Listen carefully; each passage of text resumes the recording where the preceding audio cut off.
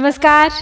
श्रीमद् वाल्मीकि रामायण अखंड पाठ के अंतर्गत प्रस्तुत हूँ मैं सुंदरकांड से चतुर्विंशः यानी कि 24वां सर्ग लेकर। रावण के कहे अनुसार राक्षसियों ने सीता को समझाना आरंभ कर दिया है, लेकिन सीता पर उनकी बातों का कोई प्रभाव नहीं पड़ता और वो राक्षसियों की बात मानने से इनकार कर देती हैं। तो उसके बाद राक्षसियां क्या करती हैं, आइए देखते हैं इस सर्ग में। ततः सीतां समन्तास्ता राक्षस्यो विकृताननाः परुषा नरहामुचुस्तद्वाक्यम् अप्रियम्। किं त्वमन्तः पुरे सीते सर्वभूतमनोरमे महार्हशयनोपेते न वासम् अनुमन्यसे। मानुषस्यैव भार्या त्वं बहुमन्यसे प्रत्याहार मनोरामान्नैवं जातु भविष्यति। त्रैलोक्यवसुभोक्तारं रावणं राक्षसेश्वरं भर्तारम् उपसंगम्य विहरस्व यथा सुखम्। मानुषं तं तु राममिच्छसि शोभने राज्यात् भ्रष्टं सिद्धार्थं विक्लवन्तम् अनिन्दिते। राक्षसीनां वचः श्रुत्वा सीता पद्मनिभेक्षणा नेत्राभ्यामश्रुपूर्णाभ्यामिदं वचनम् अब्रवीत्। तो सीता के मना करने के बाद विकराल मुख वाली उन समस्त राक्षसियों ने, जो कटु वचन सुनने के योग्य नहीं थी, उन सीता से बड़े ही अप्रिय और कठोर वचन कहने आरंभ कर दिए। क्या कह रही हैं वो सुनिए। सीते, रावण का अंतःपुर समस्त प्राणियों के लिए मनोरम है। वहाँ बहुमूल्य शैयाएं बिछी रहती हैं। उस अंतःपुर में तुम्हारा निवास हो, इसके लिए तुम क्यों अनुमति नहीं देती हो। तुम मानुषी हो, इसलिए मनुष्य की भार्या का जो पद है उसी को तुम अधिक महत्व देती हो। किंतु अब तुम राम की ओर से अपना मन हटा लो, अन्यथा कदापि जीवित नहीं रहोगी। तुम त्रिलोकी के ऐश्वर्य को भोगने वाले राक्षस राज रावण को पति रूप में पाओ और आनंद पूर्वक उसके साथ विहार करो। तो हे अनिंद्य सुंदरी, तुम मानवी हो, इसीलिए मनुष्य जातीय राम को ही चाहती हो। परंतु राम इस समय राज्य से भ्रष्ट हैं, उनका कोई मनोरथ सफल नहीं होता है तथा वे सदा व्याकुल रहते हैं। तो राक्षसियों की ये बातें सुनकर कमल नयनी सीता ने आंसू भरे नेत्रों से उनकी ओर देखा और अब उनसे इस प्रकार कहने लगी। यद इदं लोकविद्विष्ट उदाहरत संगताः नैतन्मनसि वाक्यं मे किल्बिषं प्रतितिष्ठति। न मानुषी राक्षसस्य भार्या भवितुमर्हति। कामं खादत मां सर्वान् करिष्यामि वो वचः।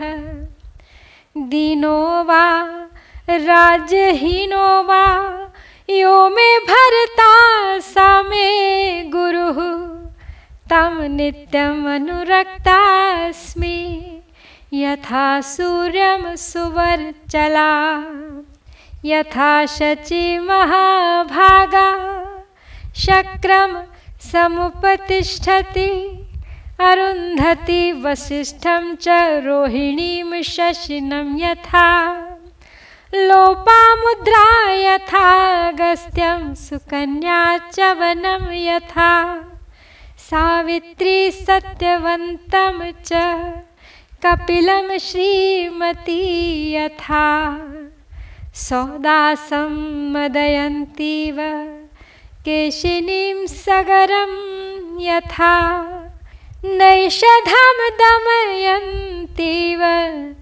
भैमीपते मनोव्रता तथाहमिक्ष्वाकुमरं रामं पतिमनोव्रता सीतायाः वचनं श्रुत्वा राक्षस्यः क्रोधमूर्छिताः भत्स्यन्ति स्म परुषैर्वाक्यैः रावणचोदिताः। तो सीता अब राक्षसियों से उनके प्रश्न के उत्तर में क्या कह रही हैं कि तुम सब मिलकर मुझसे जो यह लोक विरुद्ध प्रस्ताव कर रही हो, तुम्हारा यह पापपूर्ण वचन मेरे हृदय में एक क्षण के लिए भी नहीं ठहर पाता है। एक मानव कन्या किसी राक्षस की भार्या नहीं हो सकती। तुम सब लोग भले ही मुझे खा जाओ, किंतु मैं तुम्हारी बात नहीं मान सकती। मेरे पति दीन हो अथवा राज्यहीन हो, वे ही मेरे स्वामी हैं, वे ही मेरे गुरु हैं। मैं सदा उन्हीं में अनुरक्त हूँ और रहूँगी। जैसे सुवर्चला सूर्य में अनुरक्त रहती है, जैसे महाभागा शची इंद्र की सेवा में उपस्थित होती है, जैसे देवी अरुंधति महर्षि वशिष्ठ में, जैसे रोहिणी चंद्रमा में, लोपा मुद्रा अगस्त्य में, सुकन्या च्यवन में, सावित्री सत्यवान में, श्रीमती कपिल में, मदयंती सौदास में, केशिनी सगर में तथा भीम कुमारी दमयंती अपने पति निषध नरेश नल में अनुराग रखती हैं। उसी प्रकार मैं भी अपने पतिदेव इक्ष्वाकु वंश शिरोमणि भगवान श्री राम में अनुरक्त रहती हूँ। तो सीता की ये बात सुनकर राक्षसियों के क्रोध की सीमा नहीं रही और वे फिर से रावण की आज्ञा के अनुसार अपने कठोर वचनों के द्वारा उन्हें फिर से धमकाने लगी। अवलीनः स निर्वाक्यो हनुमान शिंशपाद्रुमे सीतां संतर्जयन्ती स्था राक्षसी रक्षिणोत कपिः तामभिक्रम्य संरब्धा वेपमानां समन्ततः भृशं संलिलिहुर्दीप्तान् प्रलम्बान् दशनच्छदान् ऊचुश्च परमक्रुद्धाः प्रगृह्याशु परश्वधान् नेयमर्हति भर्तारं रावणं राक्षसाधिपं सा भत्स्यमाना भीमाभिराक्षसीभिर्वराङ्गना सा बाष्पमपमार्जन्ति शिंशपां तामुपागम। तो अशोक वृक्ष में चुपचाप छिपे बैठे हुए थे वानर हनुमान जी, और वो सब बातें सुन रहे थे, किस प्रकार राक्षसियां सीता को फटकार रही थीं, कुछ कर नहीं सकते थे। वे सब राक्षसियां कुपित हो वहां कांपती हुई सीता पर चारों ओर से टूट पड़ी थीं और अपने लंबे एवं चमकीले काले होठों को बारंबार चाट रही थीं, सीता के सामने एक भयावह दृश्य प्रस्तुत कर रही थीं। उनका क्रोध बहुत बढ़ा हुआ था। वे सब की सब तुरंत हाथों में फरसे लेकर बोल उठी कि यह राक्षस राज रावण को पति रूप में पाने योग्य है ही नहीं। उस भयानक राक्षसियों के बारंबार डांटने और धमकाने पर सर्वांग सुंदरी कल्याणी सीता अपने आंसू पोंछती हुई उसी अशोक वृक्ष के नीचे चली आई जिसके ऊपर हनुमान जी छिपे बैठे थे। ततस्ताम शिंशपाम सीता राक्षसीभिः समावृता अभिगम्य विशालाक्षी तस्थौ शोक परिप्लुता तां कृशां दीनवदना मलिनांबरवासिनी भर्त्स्याञ्चक्रिरे भीमा राक्षस्यस्ताः समन्ततः। ततस्तु विनता नाम राक्षसी भीमदर्शना। अब्रवीत् कुपिताकारा कराला निर्णतोदरी। सीते पर्याप्तमेतावद् भर्तुः स्नेहः प्रदर्शितः। सर्वत्राकृकृतं भद्रे व्यसनायोपकल्पते। परितुष्टास्मि भद्रं ते मानुषस्ते कृतो विधिः। ममापि तु वचः पथ्यं ब्रुवन्त्याः कुरु मैथिली। रावणं भज भर्तारं सर्वरक्षसां। विक्रान्तमापतन्तं च सुरेशमिव वासवम्। दक्षिणं त्यागशीलं च सर्वस्य प्रियवादिनं। मानुषं कृपणं रामं त्यक्त्वा रावणमाश्रयः। दिव्याङ्गरागा वैदेही दिव्याभरणभूषिता। अद्य प्रभृति लोकानां सर्वेषामीश्वरी भव। तो विशाल लोचना वैदेही शोक सागर में डूबी हुई थी, इसीलिए वो चुपचाप वहाँ उस अशोक वृक्ष के नीचे बैठ गई। किंतु उन राक्षसियों ने वहाँ भी आकर उन्हें छोड़ा नहीं, चारों ओर से घेर लिया। वे बहुत ही दुर्बल हो गई थीं। उनके मुख पर दीनता छा रही थी और उन्होंने मलिन वस्त्र पहन रखा था। उस अवस्था में उन जनक नंदिनी को चारों ओर खड़ी हुई भयानक राक्षसियों ने फिर से धमकाना आरंभ कर दिया। तदनंतर एक विनता नाम की राक्षसी आगे बढ़ी। वो देखने में बड़ी भयंकर थी। उसकी देह क्रोध की सजीव प्रतिमा जान पड़ती थी। उस विकराल राक्षसी का पेट भीतर की ओर धंसा हुआ था। तो बोली वो सीता से कि हे सीते, तूने अपने पति के प्रति जितना स्नेह दिखाया है इतना ही बहुत है। भद्रे, अति करना तो सब जगह दुख का ही कारण होता है। तो मिथिलेश कुमारी, मैं तुमसे बहुत संतुष्ट हूँ क्योंकि तुमने मानवोचित शिष्टाचार का बहुत अच्छी तरह पालन किया है। अब मैं भी तुम्हारे हित के लिए जो बात कह रही हूँ उस पर तुम ध्यान दे दो, उसका शीघ्र ही पालन करो। समस्त राक्षसों का भरण पोषण करने वाले महाराज रावण को तुम अपना पति स्वीकार कर लो। वे देवराज इंद्र के समान पराक्रमी हैं, रूपवान हैं। दीनहीन मनुष्य राम का परित्याग करो और सबसे प्रिय वचन बोलने वाले उदार और त्यागी राजा रावण को अपना लो। विलंब मत करो सीते, तुम आज से समस्त लोगों की स्वामिनी बन जाओगी और दिव्य अंगराग तथा दिव्य आभूषण धारण करोगी। अग्नेह स्वाहा यथा देवी शचीवेन्द्रस्य शोभने। किं ते रामेण वैदेही कृपणेन गतायुषा। एतदुक्तं च मे वाक्यं यदि त्वं न करिष्यसि। अस्मिन् मुहूर्ते सर्वास्त्वां भक्षयिष्यामहे वयम्। अन्या तु विकटा नाम लम्बमानपयोधरा। अब्रवीत् कुपिता सीतां मुष्टिमुद्यम्य तर्जति। बहून्यप्रतिरूपाणि वचनानि सुदुर्मते। अनुक्रोशान् मृदुत्वाच्च सोढानि तव मैथिली। न च नः कुरुषे वाक्यं हितं कालपुरस्कृतम्। आनीतासि समुद्रस्य पारमन्यैर्दुरासदम्। रावणान्तः पुरे घोरे प्रविष्टा चासि मैथिली। रावणस्य गृहे रुद्धा यथा अस्माभिस्त्वभिरक्षिता। तो सीता को राक्षसियां सब बार बार समझा रही हैं, कोई प्रेम से समझा रही है तो कोई डांट डपट के, कोई अस्त्र शस्त्र का भय दिखा रही है।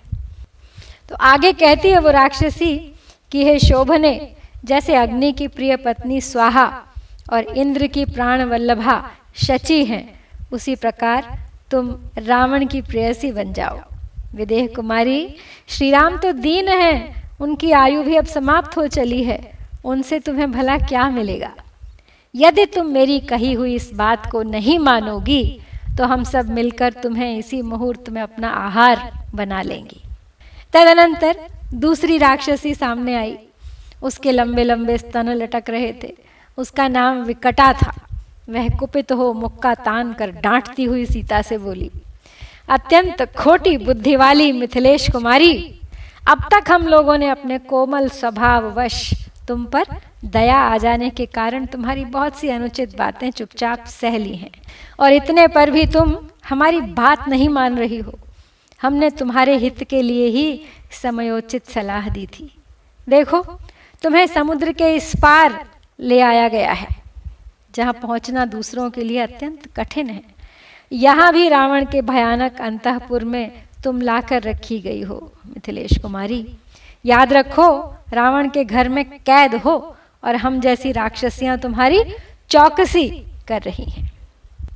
न त्वाम शक्तः परित्रातुम अपि साक्षात् पुरंदरः, कुरुष्व हितवादिन्या वचनं मम मैथिली। अलम श्रुनिपातेन त्यज शोकम अनर्थकम, भज प्रीतिम प्रहर्षम च त्यजन्ति नित्यदैन्यताम्। सीते राक्षसराजेन परिक्रीड यथा सुखम, जानीमहे यथा भीरु स्त्रीणां यौवनं ध्रुवम्। यावन्न ते व्यतिक्रामे तावत् सुखमवाप्नुहि, उद्यानानि च रम्याणि पर्वतोपवनानि च। सह राक्षसराजेन चरत्वं मदिरेक्षणे, स्त्रीसहस्राणि ते देवी वशे स्थास्यन्ति सुंदरी। तो कहती है आगे कि हे मैथिली, साक्षात इंद्र भी यहाँ तुम्हारी रक्षा करने में समर्थ नहीं हो सकते, अतः मेरा कहना मानो, मैं तुम्हारे हित की बात बता रही हूँ। आंसू बहाने से कुछ होने जाने वाला नहीं है, यह व्यर्थ का शोक त्याग दो। सदा छाई रहने वाली दीनता को दूर करके अपने हृदय में प्रसन्नता और उल्लास को स्थान दो। सीते, राक्षस राज रावण के साथ सुखपूर्वक क्रीड़ा विहार करो। हे भीरु, हम सभी स्त्रियां जानती हैं कि नारियों का यौवन टिकने वाला नहीं होता है। जब तक तुम्हारा यौवन नहीं ढल जाता तब तक सुख भोग लो। मदमत बना देने वाले नेत्रों से शोभा पाने वाली सुंदरी, तुम राक्षस राज रावण के साथ लंका के रमणीय उद्यानों और पर्वतीय उपवनों में विहार करो। हे देवी, ऐसा करने से सहस्रों स्त्रियां सदा तुम्हारी आज्ञा के अधीन रहेंगी। रावणं भज भरतारम, भरतारम सर्वरक्षसाम्, उत्पाटयवाते हृदयं भक्षयिष्यामि मैथिली। यदि मे व्याहृतं वाक्यं न यथावत् करिष्यसि, ततश्चण्डोदरी नाम राक्षसी क्रूरदर्शना। भ्रामयन्ती महच्छूलम् इदं वचनम् अब्रवीत्, इमां हरिणशावाक्षीं त्रासोत्कम्पपयोधराम्। रावणेन हृता दृष्ट्वा दौर्हृदो मे महानयम्, यकृत्प्लीहं महत्क्रोडं हृदयं च सबन्धनं गात्राण्यपि यथा शीर्षं खादेयमिति मे मतिः ततस्तु प्रघसानां राक्षसी वाक्यमब्रवीत् कण्ठमस्या नृशंसायाः पीडयामः किमास्यते निवेद्यतां ततो रागे मानुषी सामृतेतिह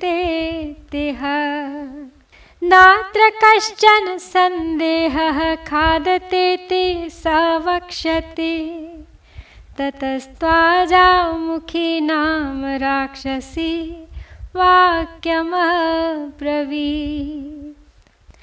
तो सीता को समझाते हुए अब वो आगे क्या कह रही है सुनिए। कहती है कि महाराज रावण समस्त राक्षसों का भरण पोषण करने वाले स्वामी हैं, तुम उन्हें अपना पति बना लो। मैथिली याद रखो, मैंने जो बात कही है यदि उसका ठीक ठीक पालन नहीं करोगी तो मैं अभी तुम्हारा कलेजा निकाल कर खा जाऊंगी। तो अब चंडोदरी नाम वाली एक राक्षसी थी, जो उसकी बारी आई, उसकी दृष्टि से ही क्रूरता टपकती थी। उसने भी विशाल त्रिशूल अपना घुमाते हुए कुछ इस तरह कहा कि महाराज रावण जब इसे हर कर ले आए थे उस समय भय के मारे यह थरथर कांप रही थी। उस दिन इस मृग शावक नयनी मानव कन्या को देखकर मेरे हृदय में ये बड़ी भारी इच्छा जागृत हुई कि इसके जिगर, तिल्ली, विशाल वक्षस्थल, हृदय, उसके आधार स्थान, अन्यान्य अंग तथा सिर को मैं खा जाऊं। तो इस समय भी मेरा कुछ ऐसा ही विचार है। तो उसके बाद प्रघसा नाम की एक राक्षसी थी, वो बोल उठी कि फिर तो हम लोग इस क्रूर हृदय सीता का चलो गला घोट देते हैं, अब चुपचाप बैठे रहने की क्या आवश्यकता है। इसे मारकर महाराज को सूचना दे दी जाए कि वह मानव कन्या मर गई। इसमें कोई संदेह नहीं कि इस समाचार को सुनकर महाराज ये आज्ञा दे देंगे कि तुम सब लोग अब उसे खा जाओ। तत्पश्चात राक्षसी अजामुखी ने कुछ इस प्रकार कहा। ततस्त्वजामुखी नाम राक्षसी वाक्यमब्रवीत् विशस्ये मां ततः सर्वान् समान् कुरुत पिण्डकान् विभजां ततः सर्वा विवादो मे न रोचते पेयमानीयतां क्षिप्रं माल्यं च विविधं बहु ततः शूर्पणखा नाम राक्षसी वाक्यमब्रवीत् अजामुख्याय दुक्तं वै तदेव मम रोचते सुराचानीयतां क्षिप्रं सर्वशोकविनाशिनी मानुषं मांसमास्वाद्य नृत्यामोऽथ निकुम्भिला एवं निर्भर्स्यमाना सा सीतासुरसुतोपमा राक्षसीभिर्विरूपाभिर्धैर्यम् उत्सृज्य रोदिति। तो अब प्रघसा नामक राक्षसी ने जब सीता को मार डालने और काट के खाने की बात कही तो अजामुखी ने भी कुछ कहा। वो बोली कि मुझे तो व्यर्थ का वाद विवाद अच्छा नहीं लगता, आओ पहले से काट कर इसके बहुत से टुकड़े कर डालते हैं। वे सभी टुकड़े बराबर माप तौल के होने चाहिए।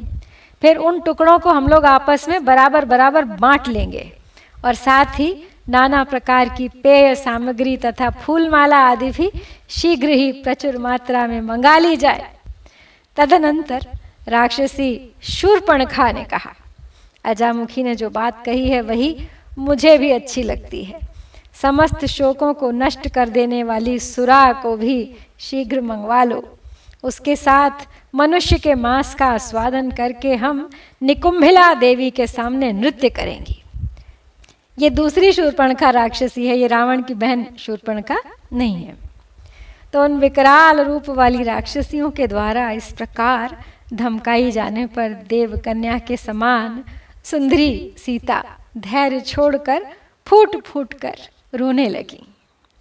और हनुमान जी का दुर्भाग्य देखिए, वो पेड़ पर बैठे सब सुन रहे हैं, लेकिन अभी वो कुछ कर नहीं सकते। वो ऐसे अवसर की प्रतीक्षा में हैं जब सीता को वो एकांत में पा जाएं और उनसे कुछ बात कर सकें।